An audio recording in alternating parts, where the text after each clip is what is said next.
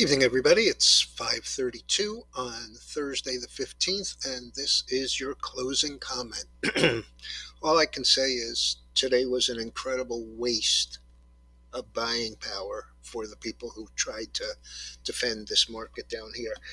Um, the economic numbers this morning were uneventful at best, and the futures did very little after that. But once the market opened in the real world, um, there were sellers everywhere. If you watch the uptick, downtick statistic, every time there were some upticks, they were sold. Um, we went back and forth three times during the day between up 100 and down 100. The low had been down 190. But when we finally broke back to the downside about 45 minutes before the close, we actually accelerated down, made a new low of the day, and the little bit of a rally we had took the Dow back to down only about 173. The big loser again was the NASDAQ, down 167 or 1.43. The S&P was right behind that at down 44 and change, 1.13.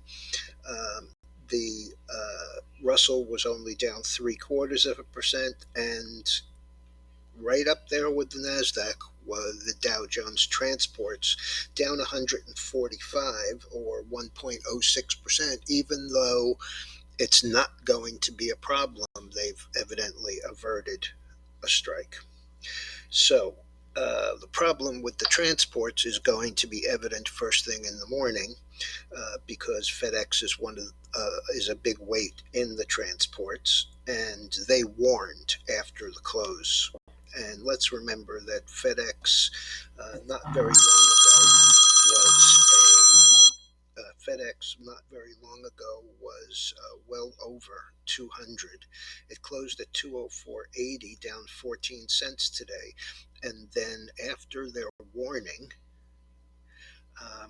we traded down to 174.35, down a little over $31 or 15%. So you can be sure that the transports are going to get crushed first thing in the morning. Humana was up on good guidance, 497 and a quarter, up 30, just under 39 for 8.4%. On the other hand, Adobe, which beat and then gave somewhat poor guidance, and the street, they were not supposed to report until this afternoon or this evening. They reported first thing in the morning because they were also reporting a purchase of a private company for $20 billion.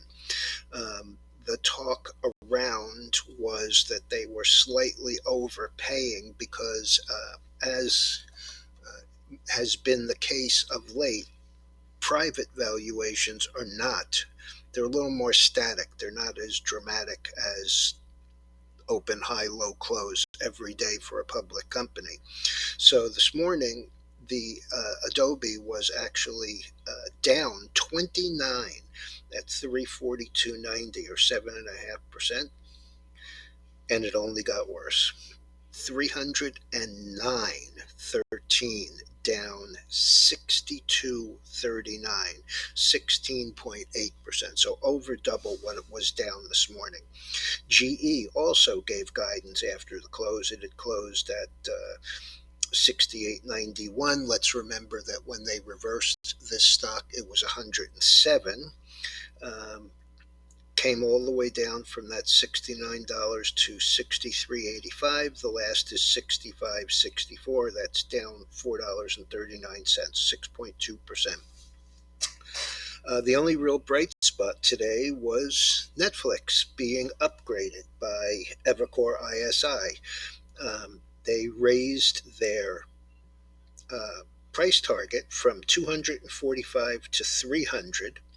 The stock closed 235.38, up 11.26, and that was up 5%. And remember that The day before yesterday, this was a $215 stock. So it's up about 10% in the last 2.5 trading days.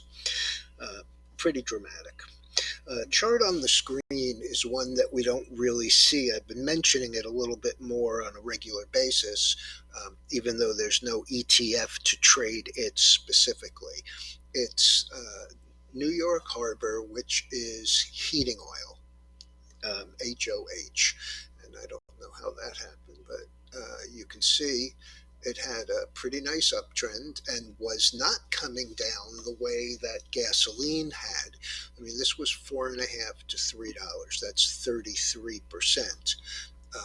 The chart of the gasoline, which was also down today, down another dime on the wholesale level, you can see came all the way from 440 to 240, actually, to 230, 228. So this one is down as much as almost 50%. The heating oil has not. Heating oil is also the rough equivalent of diesel. And so maybe the break today was in anticipation of that railroad strike not happening, and so there wasn't going to be increased use of diesel oil because clearly the winter is coming and heating oil is a major factor. Uh, Gas was also down. Oil was also down, 85.10 down 338. I want to show you that one because I'm assuming, I haven't looked at it yet, but I'm assuming it's right back into that same support that we keep on seeing over and over and over again. This is the weekly.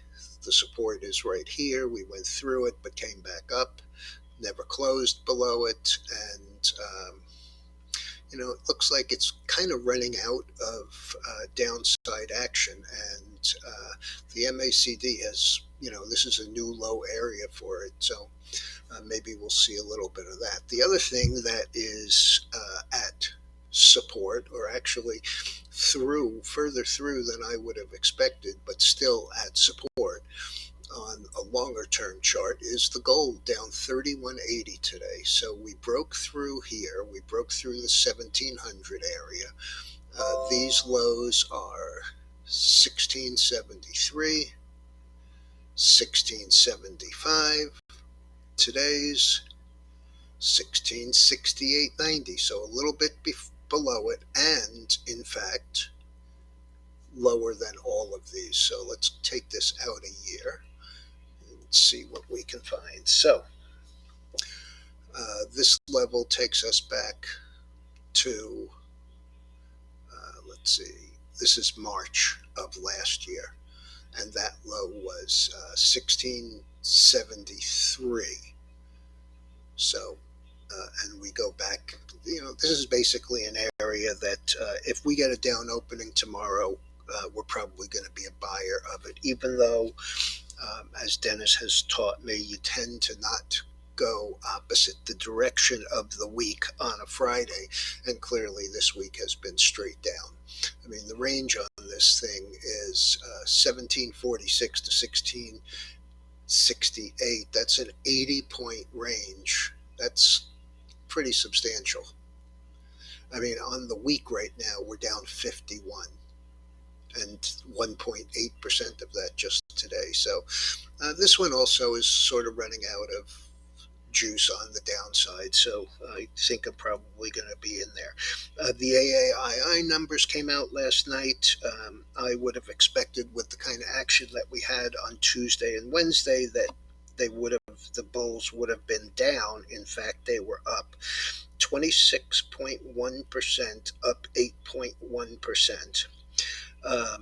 However, this is the 43rd week in a row that they have been excessively under their long-term average. The bears were down 7.3% at 46%, and they are down, or they are up over their average for 42 of the last 43 weeks. And only an 0.8% change for the I don't have a clue group as neutral. All right, everyone, I'll be back first thing in the morning. There's no early economic news. Most of it comes at 10, and then I think there's something coming out at 2:15, but I'll let you know what it is in the morning. Have a good one.